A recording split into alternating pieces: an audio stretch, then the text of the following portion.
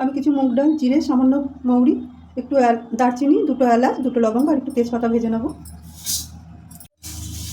Colour change হয়েছে আর গন্ধ ছেড়েছে, আমি এটা এক্ষুনি নামিয়ে নেবো। টমেটো, আদা আর কাঁচা লঙ্কা পেস্ট করে নেবো, আর যে মশলাটা ভেজেছি সেটা আমি গুঁড়ো করে নেবো। প্রথমে আলু ভেজে নেব, ফুলকপিগুলো ভেজে নেব। ফুলকপিগুলো গরম জলে ভিজিয়ে নেওয়া আছে, গন্ধটা চলে গেছে। গরম তেলে জিরে, তেজপাতা, একটা এলাচ, দুটো লবঙ্গ আর দারচিনি সোমবারা দিচ্ছি। ভেজে নেওয়ার পর দিয়ে দিচ্ছি টমেটো পেস্ট, টমেটো, আদা, কাঁচা লঙ্কা,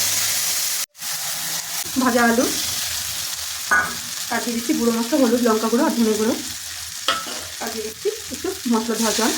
এটাকে আমি ভালো করে কষিয়ে নেবো। দিয়ে দেবো নুন, চিনি, মশলা কষিয়ে দিয়ে দিচ্ছি ভাজা ফুলকপি, দিয়ে দিচ্ছি গরম জল। এবার দিয়ে দেবো ভাজা মশলা, ধনেপাতা কুচি।